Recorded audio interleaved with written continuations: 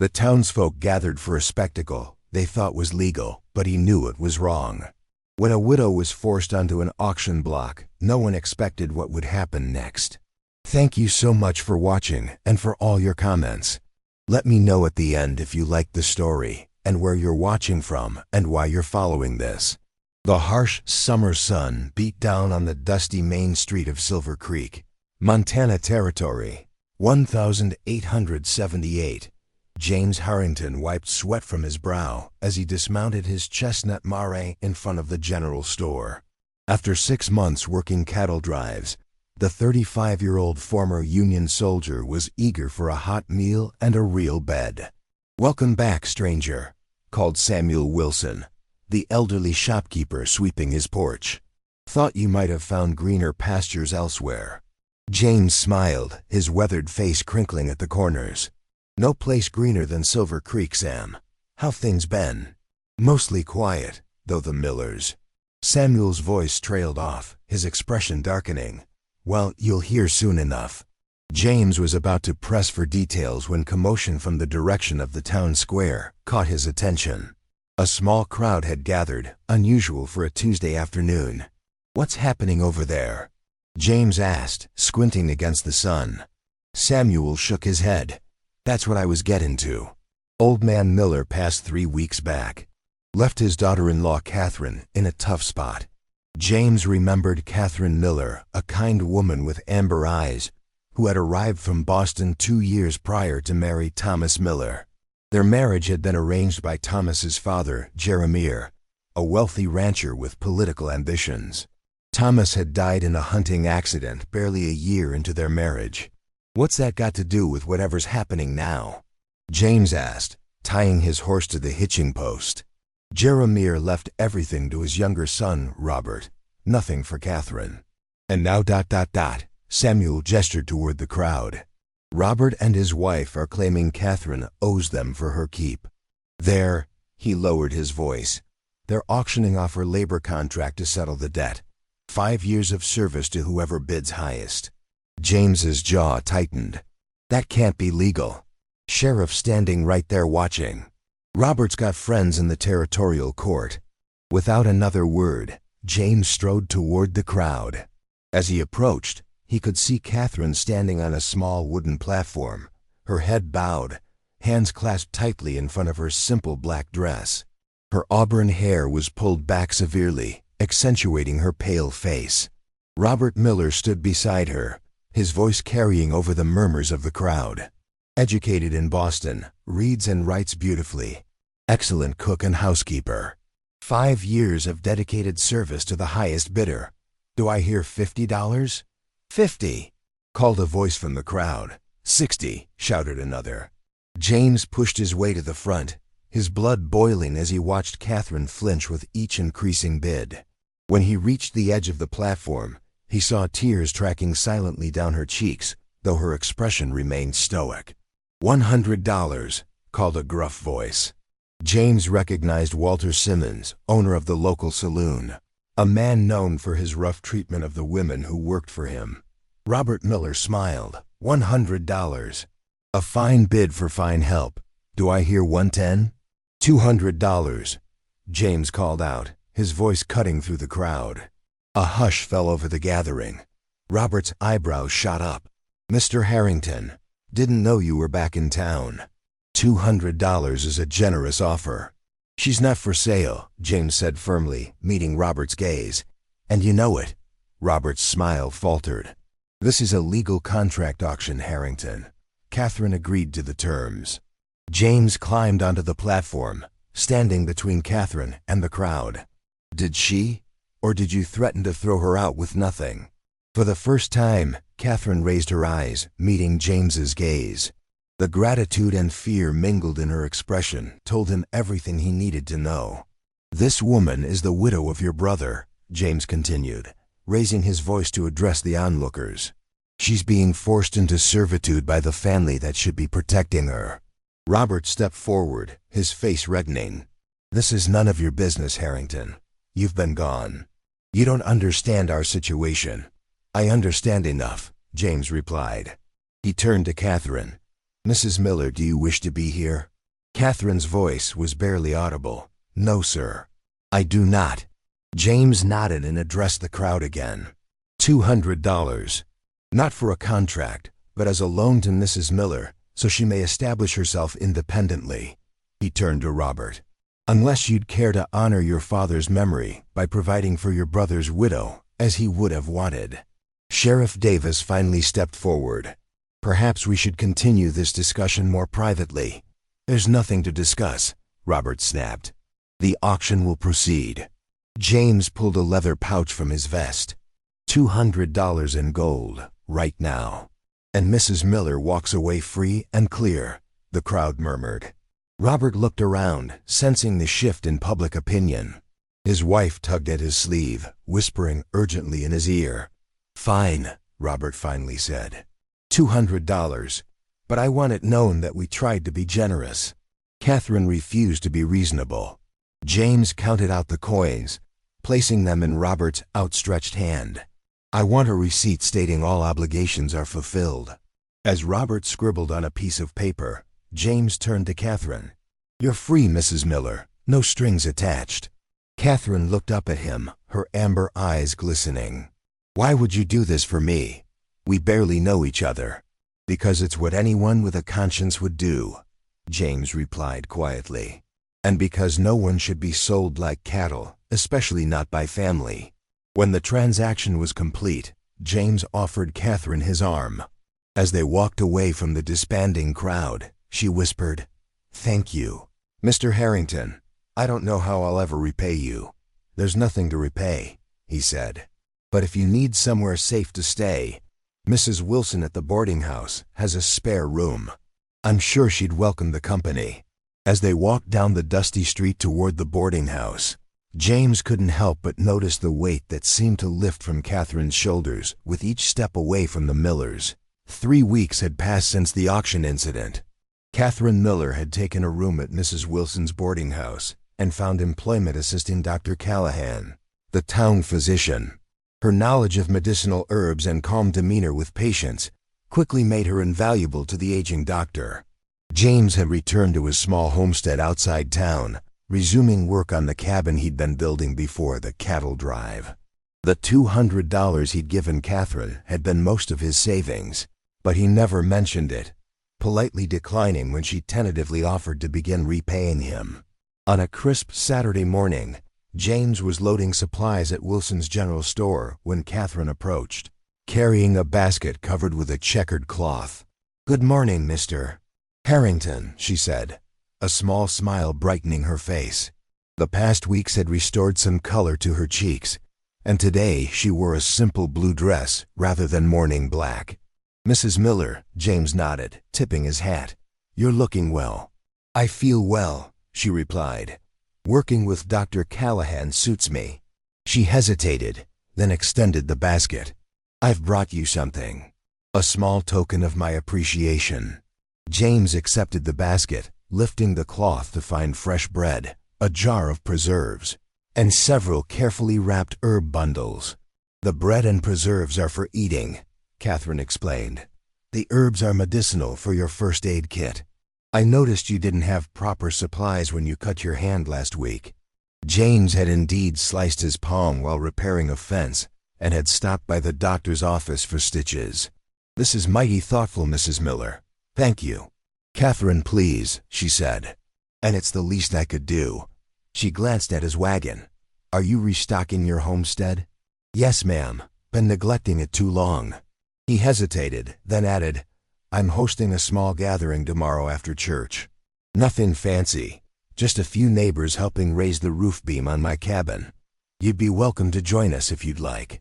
Catherine looked surprised by the invitation. I wouldn't want to impose. No imposition at all. Could use someone with medical knowledge when hammers are swinging, he said with a smile. She considered for a moment. Then I'd be happy to attend. Should I bring anything? Just yourself. There'll be plenty of food. James loaded the last crate onto his wagon. I can escort you there after the service, if that suits you. That would be lovely, Catherine replied. She glanced toward the doctor's office. I should get back. Dr. Callahan is expecting a delivery of supplies from Denver." As she turned to leave, James called after her, "Catherine?" She paused, looking back. "It's good to see you finding your place here." Her smile reached her eyes this time. "I'm beginning to think Silver Creek might truly become home." The following day, after the church service, James drove Catherine to his homestead in his wagon.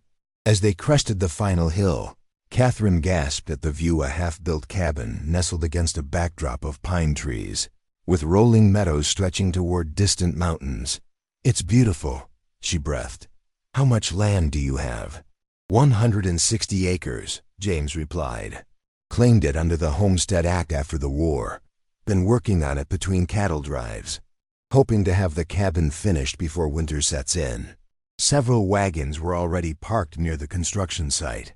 A dozen neighbors had gathered, the men examining the timber frame while women set up tables for the meal. James helped Catherine down from the wagon. "Let me introduce you around, though I expect you know most folks from town." The afternoon progressed pleasantly. The men worked on raising the heavy roof beam, while women prepared food and children played tag around the property. Catherine moved easily between groups, assisting with food preparation and keeping a watchful eye for any injuries. During a break, James found her standing at the edge of the meadow, gazing at the mountains. "Everything all right?" he asked, offering her a cup of lemonade. "Better than all right," she said, accepting the drink. "I was just thinking how different today feels from 3 weeks ago." She turned to face him. "I never properly thanked you, James. Not just for the money, but for standing up when no one else would." "Anyone would have done the same," he said, uncomfortable with her gratitude. "But they didn't. You did." Catherine studied him. "May I ask why you never married? You seemed the type to make a good husband." James looked away, focusing on the distant peaks. "I was engaged before the war. Elizabeth was her name. She couldn't wait 4 years, married a businessman who stayed home." He shrugged. "After that, I just never found the right reason to settle down." "I'm sorry," Catherine said softly. "Ancient history now," James replied. "What about you? Your marriage to Thomas Miller, was it a happy one?"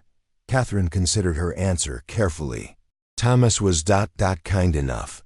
The marriage was arranged by his father and my uncle after my parents died. I had few options as a woman alone in Boston." She twisted her wedding ring absently. "We were just beginning to know each other when the accident happened. And then his family turned on you," James observed. "Jeremiah tolerated me. Robert and his wife Rebecca never approved. They thought Thomas should have married someone with more connections or money." Catherine sighed. "When Jeremiah died, Robert made it clear I was an unwelcome burden." Before James could respond, a shout came from the cabin. The final beam was ready to be set. They rejoined the group, the conversation lingering between them like a bridge partially built. As sunset approached and neighbors began departing, Catherine helped clean up while James thanked everyone for their assistance. The roof beam was in place, and the cabin's skeleton now stood complete against the darkening sky. When only Catherine remained, James walked her to his wagon for the ride back to town. "Your home will be beautiful when it's finished," she said, gazing back at the structure. "It's getting there," James agreed. "Though it still needs a woman's touch." The words hung in the air between them, carrying more weight than perhaps he'd intended. Catherine looked away, a flush rising to her cheeks. "I should get you back before dark," James said, breaking the moment. "Mrs. Wilson worries." As they drove toward town in the gathering twilight, Catherine said quietly, "Thank you for including me today, James. It meant more than you know." James glanced at her profile in the fading light. "You're building a new life here, Catherine. I'm just glad to be a small part of it." What neither said, but both felt, was how natural it had seemed working together, sharing meals, planning for futures that suddenly seemed less lonely than before. October arrived with brilliant foliage and crisp mornings. James's cabin was nearly complete, with only interior finishing work remaining. Catherine had firmly established herself as Dr. Callahan's assistant, earning respect throughout Silver Creek for her gentle manner and effective treatments. Their friendship had grown steadily over the weeks. James often found reasons to visit town, stopping by the doctor's office with minor complaints or offering to escort Catherine on her herb-gathering expeditions. For her part, Catherine regularly sent baskets of food or medicinal preparations to his homestead. The arrangement raised eyebrows among town gossips, but neither seemed to notice, or perhaps they simply didn't care. On a particularly golden afternoon, Catherine was sorting dried herbs in the doctor's back room when the door burst open. Rebecca Miller, Robert's wife, stood in the doorway, her face twisted with anger. "So this is where you've been hiding," Rebecca spat, glaring at Catherine. Catherine set down her work calmly. "I'm not hiding, Rebecca. I work here now." Rebecca advanced into the room. "You've made us a laughingstock. The whole territory is talking about how Robert and I tried to sell my poor, defenseless sister-in-law." "That's precisely what you attempted to do," Catherine replied, keeping her voice level. "If people are talking, perhaps you should consider your actions." "You ungrateful," Rebecca stopped herself, visibly collecting her composure. "We took you in after Thomas died.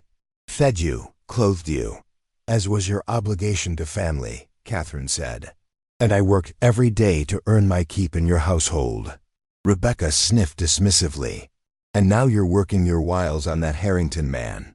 Do you think people don't notice? A respectable widow wouldn't behave so shamelessly." Catherine felt heat rise to her face. "Mr. Harrington is a friend who showed me kindness when I needed it most.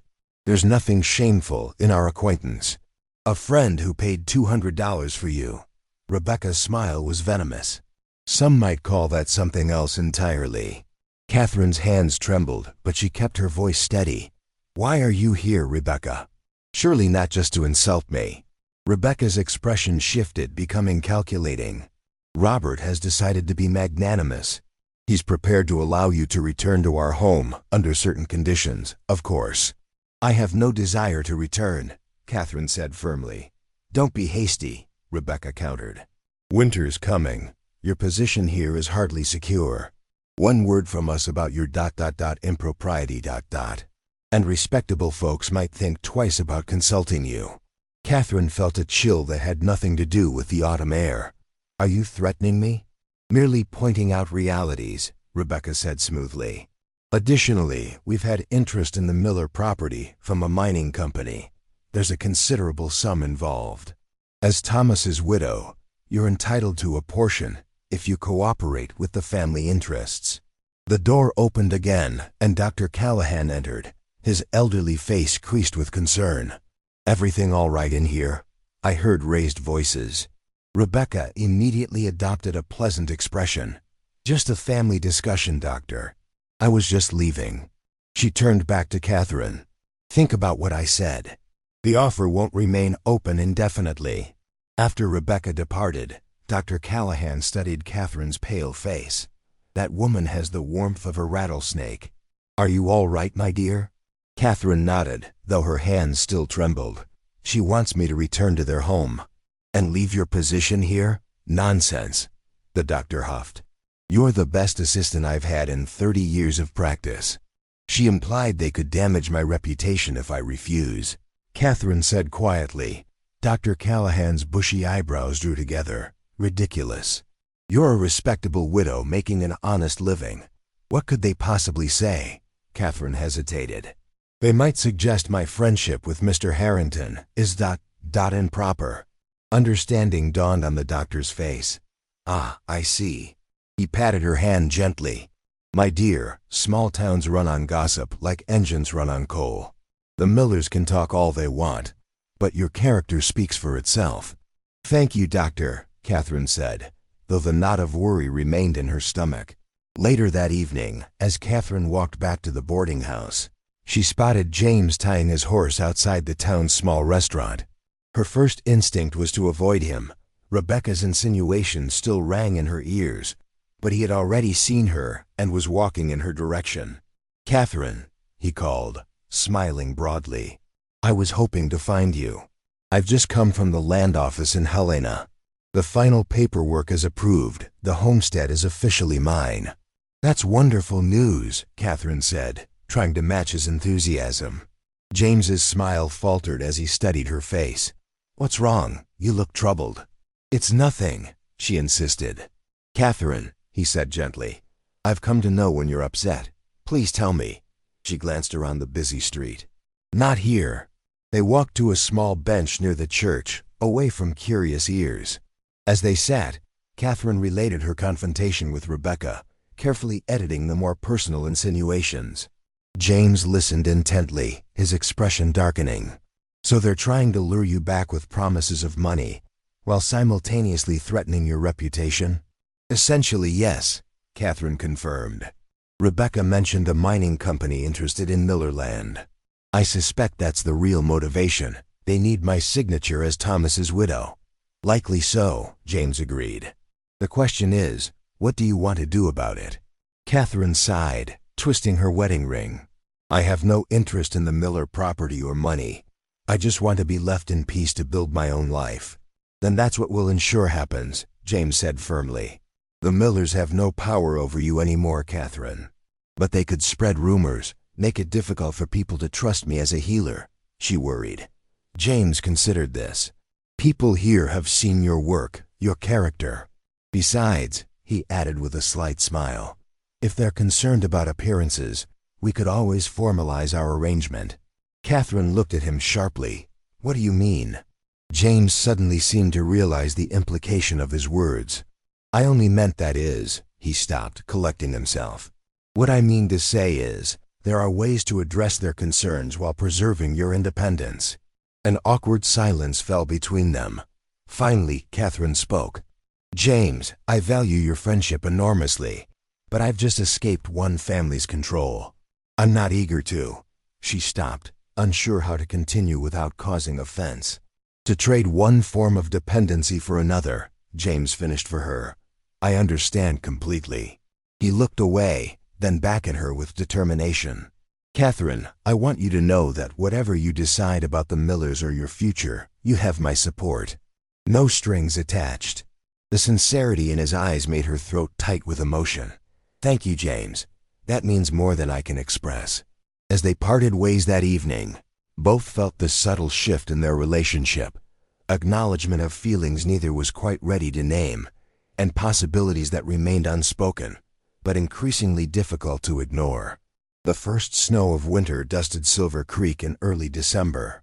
James's cabin was finally complete, with a stone fireplace, sturdy furniture he'd crafted himself, and windows that looked out over his land. Yet despite the satisfaction of achievement, he found himself spending more time in town than at his hard-won homestead. Catherine had firmly declined the Millers' offer to return, weathering the subsequent weeks of subtle gossip with quiet dignity. Dr. Callahan had staunchly defended her position, and gradually, the whispers faded as the townspeople's respect for her healing skills outweighed any lingering scandal. On a cold Thursday afternoon, James entered the doctor's office with a split in his boot that he could easily have repaired himself. Catherine looked up from her inventory ledger, her expression brightening. "Another injury, Mr. Harrington," she teased, noting the lack of urgency in his manner. "Just thought I'd stop by on my way to the Mercantile," he replied with a sheepish smile. "The cabin gets quiet this time of year." Dr. Callahan emerged from his examination room, eyeing James knowingly. "Third visit this week, Harrington. Either you're the clumsiest rancher in Montana Territory, or you've found our company uncommonly appealing." James cleared his throat. "Just being neighborly, Doc." The older man responded skeptically. "Catherine, why don't you take an early day? I can manage the inventory." "Not likely to have patience in this weather anyway." Catherine began to protest, but the doctor waved her off. "Go on, both of you. An old man can take a hint." Outside, large snowflakes had begun to fall, transforming the town into a wintry tableau. James and Catherine walked toward the boardwalk, their breath-forming clouds in the crisp air. "I don't really need anything at the Mercantile," James confessed. "I just wanted to see you." Catherine smiled. "I suspected as much when you claimed your third headache in 5 days." They walked in comfortable silence for a moment. Then James said, "There's a Christmas social at the schoolhouse next Saturday. I was wondering if you might accompany me. Catherine hesitated. As friends, you mean? James stopped walking, turning to face her. Catherine, I think we both know my feelings have grown beyond friendship. He took a deep breath. I care for you deeply, but I understand if you're not ready, or if you don't feel the same. Catherine's cheeks flushed pink in the cold. James, Their conversation was interrupted by a commotion down the street. Robert Miller was stumbling out of the saloon, clearly intoxicated and shouting. When he spotted Catherine, he lurched in their direction. There she is, he slurred. The high and mighty widow who thinks she's too good for family. James stepped protectively in front of Catherine. Go home, Robert. You're drunk. Don't tell me what to do on my own property, Robert spat. This whole town sits on Miller land, in case you forgot. A small crowd had begun to gather, watching the confrontation with wary interest. The mining deal fell through, Robert continued, his voice rising. Know why? Because this ungrateful woman, he jabbed a finger toward Catherine, refused to sign the papers. I never even saw any papers, Catherine objected, stepping beside James. And I would have considered them if you'd approached me honestly instead of trying to intimidate me. Robert's face contorted with rage. You've ruined us. Father left everything mortgaged to the hilt. That mining deal was our only chance. That's hardly Catherine's fault, James said firmly. Your financial troubles are your own making, Robert. Says the man who bought himself a ready-made wife, Robert sneered. Everyone knows why you paid for her. At least be honest about it. Before James could respond, Catherine stepped forward, her voice clear and steady. Enough, Robert. Your father and brother are gone. I'm sorry for your troubles, truly. But I won't be your scapegoat any longer. Sheriff Davis appeared, placing a restraining hand on Robert's shoulder. That's enough disturbance for one day, Miller. Let's get you home to sleep it off. As the sheriff led Robert away, Catherine turned to James, her face flushed with emotion. I'm sorry you had to hear that. Don't apologize for him, James said gently. Are you all right? Catherine nodded. Yes, actually, I feel relieved somehow. As if the last chains binding me to the Miller family have finally broken. They resumed walking, the snow falling more heavily around them. When they reached the boarding house, Catherine turned to James. About what you said before, about your feelings... Quotes James waited, his heart hammering in his chest. I care for you too, James, she said softly. More than I thought possible after everything that's happened. But I need to be certain of my own independence first. Does that make sense? Perfect sense, James replied, unable to keep the smile from his face. I'd wait as long as necessary, Catherine. Your friendship alone is worth more than gold to me. Catherine reached for his hand, squeezing it gently. I would be honored to attend the Christmas social with you, as more than friends but still finding our way. I'd like that very much, James said. 3 days later, Catherine arrived at the doctor's office to find an envelope addressed to her.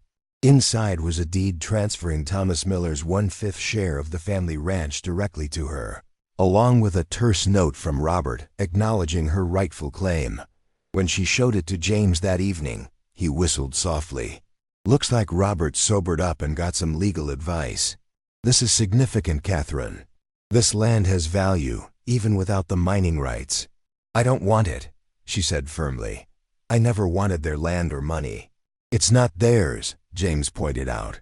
It's yours free and clear. And it represents something important, your complete independence. Catherine considered this. What would I even do with it? Whatever you choose, James replied. Sell it, lease it, work it yourself. The point is, the decision is entirely yours. Over the following weeks, Catherine thought carefully about her options. By the time the Christmas social arrived, she had made her decision. The schoolhouse was transformed with evergreen boughs, candles, and red ribbons. A fiddler played cheerful tunes while townspeople danced and shared holiday treats. James arrived to escort Catherine, looking uncommonly handsome in his best shirt and polished boots. As they joined the celebration, Catherine noticed that the usual whispers and glances had given way to warm greetings and genuine smiles. Even Rebecca Miller offered a stiff nod from across the room. During a break in the dancing, Catherine led James to a quiet corner. "I've decided what to do about the Miller property," she announced. "I'm all ears," James said, curious. "I'm going to sell my share to Dr. Callahan. He's wanted to establish a proper clinic for years, but lacked the land. The proceeds will be enough to build it, with money left over." Her eyes sparkled with excitement. "And I'll be his partner in the practice." James beamed with pride. "Catherine, that's perfect. You've found a way to honor your past while securing your future. There's more," she continued, suddenly nervous. "The extra funds, I was thinking they might be used to expand a certain homestead, perhaps add a second building. A clinic room where a healer might see patients a few days each week." James stared at her, understanding slowly dawning. "Catherine, are you suggesting—" "I'm suggesting a partnership, James," she said softly. "Professional at first, perhaps, with the potential to become ... more, if that's still something you might want." James took her hands in his. "It's everything I want, Catherine, but only if you're certain it's what you want too." "I am," she said with quiet confidence. "For the first time since coming to Montana, I'm making the choice that's truly my own. And I choose a future that includes you." As the fiddler struck up another tune, James led Catherine back to the dance floor.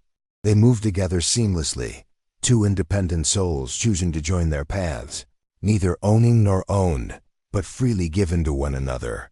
When the snow finally stopped on Christmas morning, Catherine stood on the porch of James's cabin, their cabin now gazing out at the pristine landscape. James joined her, wrapping a blanket around their shoulders. "Happy?" he asked simply. Catherine leaned against him, watching the sun sparkle across the snow-covered meadow that was now their shared home. "Not just happy," she replied. "Free.